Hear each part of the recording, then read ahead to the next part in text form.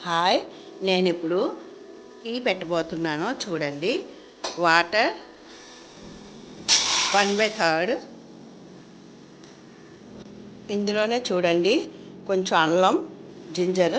అంటే నేను సరిపడా కొంచెం వేస్తానండి. చాలామంది అల్లం, తర్వాత ఏంటంటే దాల్చిన చెక్కలు ఇలాంటివన్నీ వేసేసుకొని చాలా పెట్టేసుకుంటున్నారు. ఎక్కువ ఎక్కువ వేసేసుకుంటే అవన్నీ మనకి ఏసిడిటీ ఫామ్ అయిపోద్దండి. తర్వాత చాలా ఇబ్బంది పడతాము, అల్సర్లు కూడా వచ్చేస్తాయి.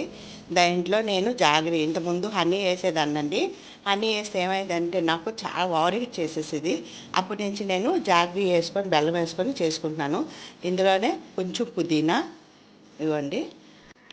ఇందులోనే కొంచెం జీరా పౌడర్ వేస్తానండి నేను. ఇది డైజెషన్ బాగుంటుందని.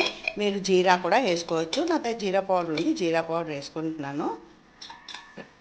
దీంతోనే నేను చాయ్ చేస్తానండి. లాస్ట్లో ఏమండి లెమన్ వేసుకొని టీ మనం తాగేయడమే, అంతే అండి. చూసారా మన టీ ఎలా మరుగుతుందో?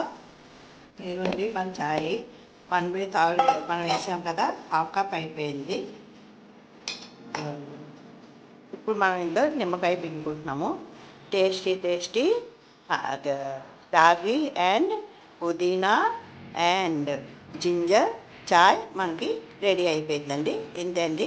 ఎర్లీ మార్నింగ్ టీ తాగితే మనకి చాలా హెల్తీగా డైజెషన్ ప్రాబ్లం అది ఉండదు, ఫ్రీ మోషన్ అది అవుతుందండి. మీరు ఒకసారి ట్రై చేసి చూడండి.